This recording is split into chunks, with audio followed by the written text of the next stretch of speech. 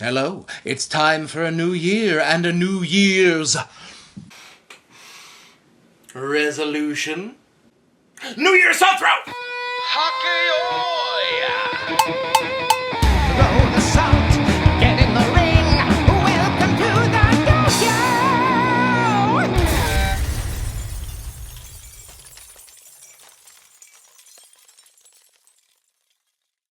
Hello and welcome to the Dohyo. We are back for a brand new year of amazing sumo coverage. But first, I need to thank everybody who donated to our holiday type thingamaganza this year. As you can see, we are now shooting it in 4K. We have a brand new laptop that can handle files that have been shot in 4K, and the Dohyo is going to look amazing from here on out. So thank you so very much.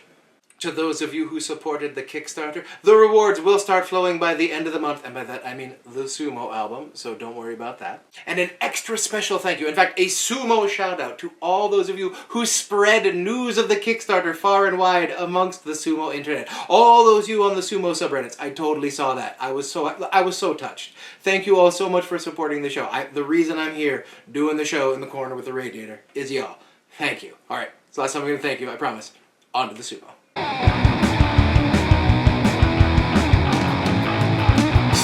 So my very first bold prediction, and it may not be that bold of a prediction, but I think Takakeisho is going to go Kyujo this tournament. All of the buzz going up to the tournament is showing that a lot of our favorites are hurt, and none more so than Takakeisho, the hungry hamster. The injury reports have been particularly bad about the neck, saying it is not recovering, and in fact, he's just going to have to learn to live with the pain. Never a good thing to hear when you're, at the top level of a martial art. So even though we are filming this before Kyujo announcements, I am assuming that before the end of this tournament, Takakeisho will go Kyujo and hopefully rest up that neck a little bit. My bolder prediction is that Yokozuna Terunofuji is also going to go Kyujo. Now, I know, he's been Kyujo a lot. He's been Kyujo, in fact, most of the last year, but this time he's been saying, he's going to make it into January. I think he's going to start the tournament, but I think he's going to withdraw once he gives up multiple Kinboshi.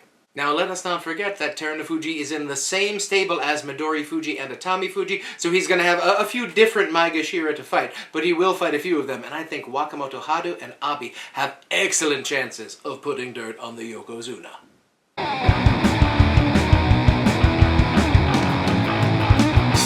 My next bold prediction is that the Makushita Yusho will go to Makushita 1 West, Waka Takakage. Alright, this one isn't that bold. Waka Takakage was, of course, a possible Ozeki at the beginning of last year and has since been injured and has tumbled all the way down the ranks. Last tournament, he got a 5-2 in Makushita, leaving him just at the borderline between Makushita and Judio. I think he's healthier. I think he's going to take it this time. 7-0, Zensho Makushita Yusho for Waka Takakage. Bolder prediction, Kotoeko will get a Judio Yusho. Now, many of you think I'm not a huge fan of Kotoeko, but it's just simply, he seems to have a very hard ceiling. Every time he gets above double-digit Maegashira, he gets smacked down a bit. But he has shown himself very capable of staying in the lower Maegashira ranks. He got hurt halfway through the last tournament, ended up falling down the Banzuke. I think if he is healthy, and things seem to be looking good for him. When he got hurt, they said it was only a 2-week injury. We're way past 2 weeks. If he is healthy, I think he takes the Judio Yusho. Now it's time for 3 up, 3 down. A recurring segment where we look at the Banzuke and find wrestlers who might be over or underranked and be ready to over or underperform their Banzuke ranking. First wrestler down, Maegashira 2, Midorifuji. I love Midorifuji, but it has seemed pretty obvious in the past year. His size is going to limit him. When he gets up into the Joy, he's not going to get a winning record. I would be shocked if Midorifuji gets 8 up at Maegashira 2. My next down prediction goes to Komusubi Takayasu. Now, I love Takayasu. I think he's great. I would love nothing more than for him to finally grab that Yusho. I'm very excited he's back in the Sanyaku, but he hasn't gotten a Kyujo in a little while, and frankly, he's overdue. The last time he has had 4 consecutive 15-day tournaments or more, we're talking 2020 into 2021. Call me crazy, but I just don't see a guy in his mid-30s getting healthier as he goes. Now, I do think he is going to start the tournament, but I think Takayasu is going to be much more of a spoiler than a contender in this tournament. And last down, Maegashira 1, Atamifuji. Now, as everyone knows, I have been the conductor of the slow-moving Atamifuji hype train that has slowly left the station. I'm very excited about this guy. I just think this is going to be his first ceiling. Now, over the last 2 tournaments, Atamifuji has faced a few Sekiwake and Ozeki and has not done very well against them, finishing 1-5.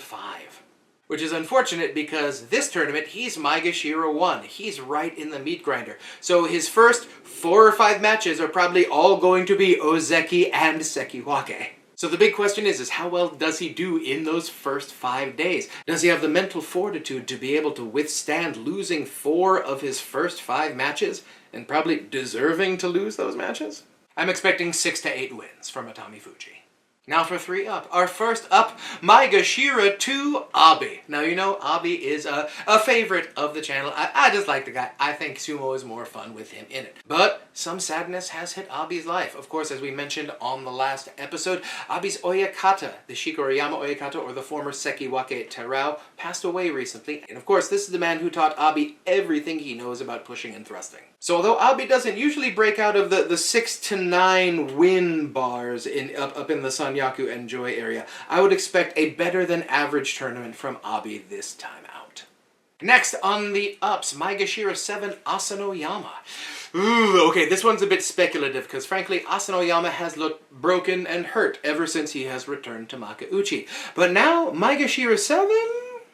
We have definitely seen a couple times in the past year or so where a Sanyaku level wrestler got hurt, dropped down to mid Maegashira, and then managed to pull that inside straight and get a 12-win Yusho. In fact, we've seen Asanoyama get one of these. His only Yusho was one of these. So yes, if Asanoyama is at all healthy, I see him as a dark horse, possibly for the Yusho. And our final up, Maegashira 15 and Makuuchi debutante, Ono Sato. Now, you've all heard me say on this channel, I think right now, the top of Judo is not that different from the bottom of the Maegashira ranks when it comes to true talent level. Ono Sato has frankly, he's allayed all of my fears and doubts. I think he is going to fit in just fine at the bottom of Maegashira, and I expect 10 wins out of the rookie. Now it's time for the recurring segment, Oh Which Way We Goin', where we examine Rikishi who seem to be at a crossroads in their career and we figure out, which way they goin'. The first wrestler up for discussion, Maegashira 3, Gonoyama.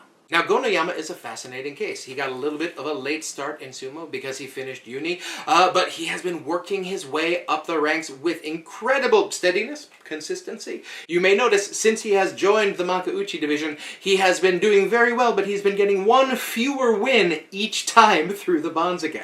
And his last time out, he got 8 wins, but one of them was a Fusen. Now he's 25, he's got 2 more Basho before he turns 26. The real question is that does he have another jump in his Sumo, or is his ceiling going to end up around the lower Joy area? Which way? Next on the list, Komusubi Ura! Yeah, you guys have me pegged. I'm a big softie for Ura. The question I have is, can the guy get 8 and 7 up in the Sanyaku? I didn't think he was going to get 8 and 7 the last time, really. I was hoping, and then he did. The question is this guy who's past 30, can he keep this sort of excellency? Can he keep this level up here at the Sanyaku? I am hopeful. I am not fully optimistic, but I am ready to be proved wrong. Come on, Ura. Now next up, and someone who we could probably name this entire segment after, Maegashira 14, Kota Shoho. Now, in his Makuuchi career, like, he's just been up and down. He's been... I just need to know, is this guy a Makuuchi level wrestler or not? He has the skill. He has the youth. He appears to have the sumo body. He's in a great stable. He seems to be in a great position to do well. And every now and again, he gives us the glimpse, but the rest seems to be disappointing. So, yo, Kota Shoho, what's up? And finally, Makushita 5, Hakuoho. Will he fight? Ugh. This is one of the things with Sumo. I mean, we can look at the reports of people being injured, but we never actually know until they get in the ring and see how they do. Now he's at Makushita 5. If he gets a winning record here, chances are excellent he gets re-promoted back up to the paid ranks, but we don't know if he's healthy. So, here's hoping that this young man comes back and starts tackling the top ranks with fury in the next year.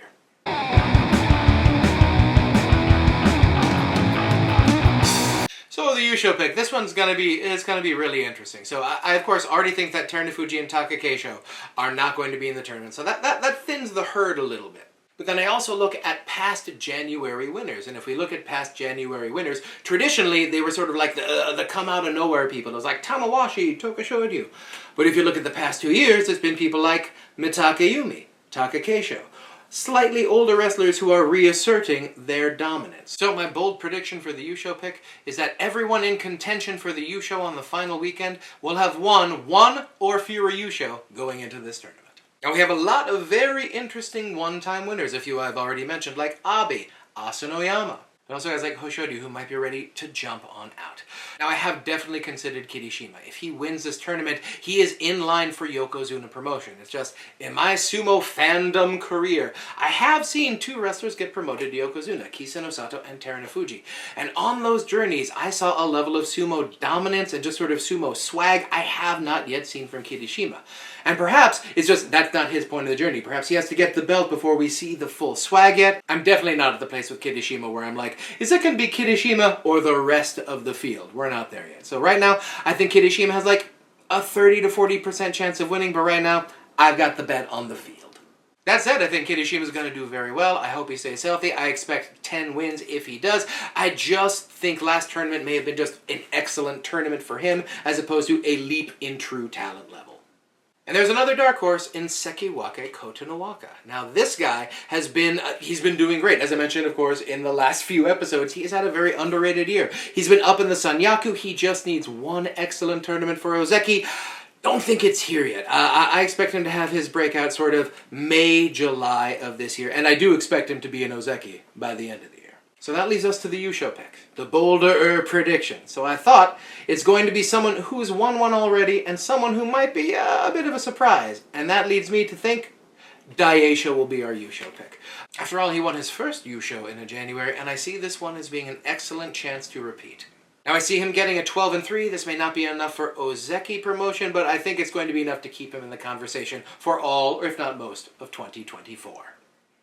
Thank you so much for joining us here on the Dohyo. Please, if you haven't already, like and subscribe. That just tells YouTube more people want to see the Dohyo. Thank you again, all of you who supported the Kickstarter, making all of this possible. And to those of you who are a little weirded out by the unfiltered face of a 45-year-old actor in 4K, well, this is what y'all gave money for.